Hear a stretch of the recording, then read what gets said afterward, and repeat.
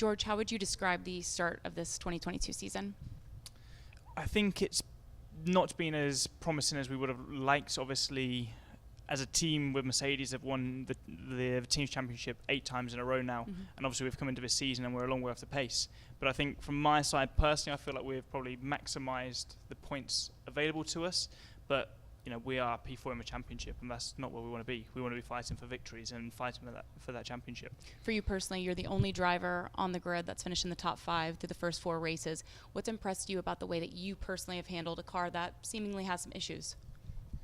I mean, it's obviously a nice little stat, but at the end of the day, there's one stat that matters, and that's who wins the championship. And top 5s are good, but they aren't going to win any championships. And I think it's just been good that we've managed to maximise the points when the car has been off the pace, and we do believe that we can turn this around. And we're kind of staying within arm's length of the guys at the front with Ferrari and Charles Leclerc, who is doing a super job at the moment.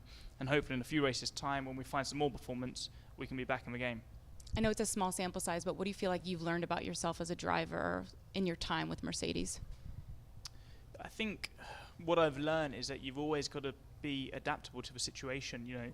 No 2 races are the same, no 2 events are the same, and you've got to go in with an open mind. This weekend we're going to the race at the Hard Rock Stadium, first time in Miami for us.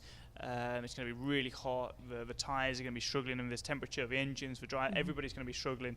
And you just got to go in with an open mind. And what may have worked the last time out in Italy may not work this weekend. And for sure it wouldn't work, because it's that was 10 degrees Celsius last week. Sorry, I don't know Fahrenheit, so I don't know what I don't know what the equation. It's probably like 45. We can convert it later. Probably 45 degrees Fahrenheit roughly. So it was cold, and here we are, and it's boiling. I'm sweating. Have you been to the track yet?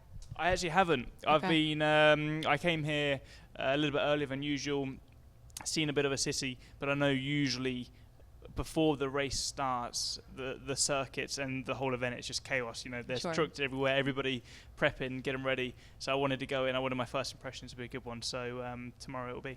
You've been through it, though, I imagine, the circuit through your simulator. What was your initial reaction to it?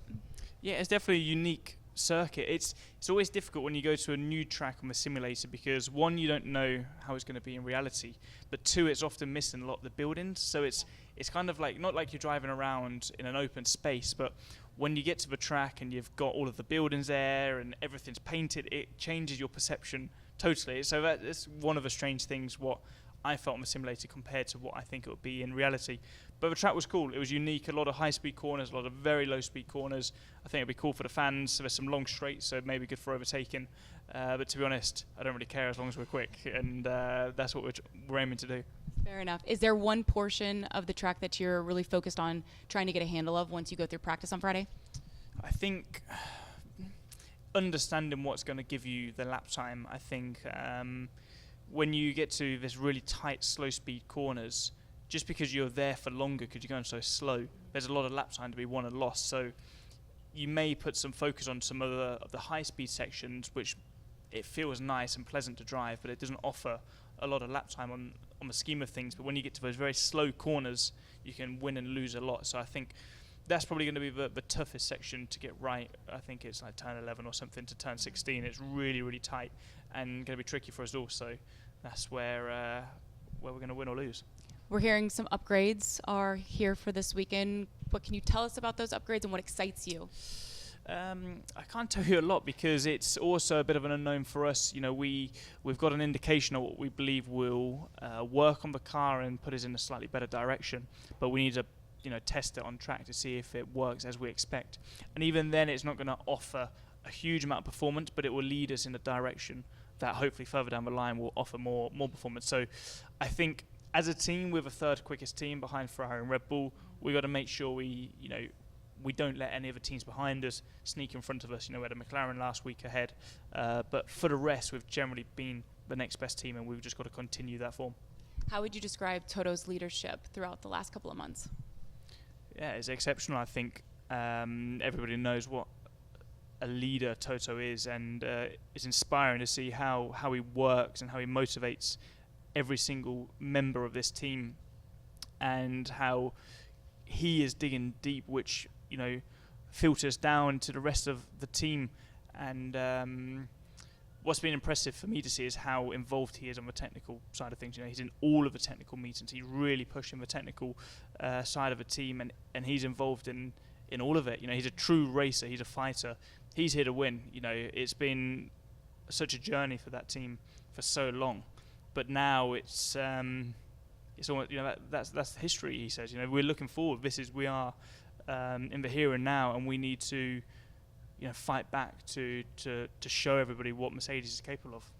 What's one thing that surprised you since becoming Lewis Hamilton's teammate? I think probably like the openness we've had between the two of us. I wasn't too sure what to expect. I didn't think there'd be any difficulty with our sort of relationship or throughout this year. But I think because we're both winners, we both want to fight for these victories, and we're not in a position to do so at the moment. We need to be open. We need to share information. We need to push each other so that we as a team move further up the grid. Because, you know, we have no interest in fighting for P4, P5, P6 on the grid, and you know, he's a inspirational driver, inspirational character, and how he, similar to Toto, you know, how he motivates and pushes his team forward. You know, it's pretty impressive to see, and I feel in such a privileged position that, you know, at 24 years old, I get to sit in the garage alongside Lewis and see, you know, how the best has done it. There's obviously so much excitement and hype around this weekend. When did you first realize, okay, F1 is making a dent in the United States? Was there a certain moment or a certain place that you visited? I mean, this is only my 4th season in Formula One, but I think going to the Austin GP last year, we had 450,000 fans, I think, across the weekend. It was just chaos, and the hype, the atmosphere, everything was just incredible. And I think that was the first time I really saw you know, the tide turning and Formula One really making an impact in America, because obviously Netflix has had a huge impact, but because we've lived throughout this pandemic and we've had no fans at the races, and it's been a bit of a strange time, it was only really the tail end of last year where you saw the impact it's having. And then obviously Miami now, and then Las Vegas. You know, it's such an exciting time for us drivers, Formula One as a sport, and yeah, it's going to be cool to see how this weekend pans out. You were courtside for the Heat 76ers Game 1 of the second round of the playoffs. What was that like? Yeah, it was great. I mean, was that your first NBA experience? No, I've been twice before. I've been to the Lakers once, and I've been to Houston Rockets once. But this is the first time courtside, and it's such a different experience. You know, getting to see these guys up close and personal. You know, these people are proper athletes, and the way they move, the way they jump, it was. I think whenever you see the best in the business doing whatever they do, it's so impressive to see. And I mean, the first quarter, everything they shot was going in. I just thought, wow, if it's not like, I just thought that was normal. Like, and I mean, I've just been playing on a basketball court, and it's definitely not as easy as it looks. But no, that's a cool experience. What do you think of George as a first name? What I think is George as a first name. Mm-hmm. That's a unique question. We'll see where it goes. Okay, I'll see where it goes. I mean, I've never been asked that question before. I mean, I like it. I don't dislike it. What do you think of George as a last name? I prefer George as a first name, but George as a last name. I mean, I've got 2 first names. Danny Ricciardo always thinks he's hilarious by saying, man, you got 2 first names, you know, George and Russell. So he always calls me Russell George, which I don't find funny at all. He finds hilarious. Not funny. But it's all right. Where's this leading to? My name is Katie George. So Katie George. I was just curious if you preferred it as a first name, which I think it's fair. Yeah, it is. But I've got 2 first names as well. Yeah, absolutely. Thanks for watching ESPN on YouTube. For live streaming sports and premium content, subscribe to ESPN+.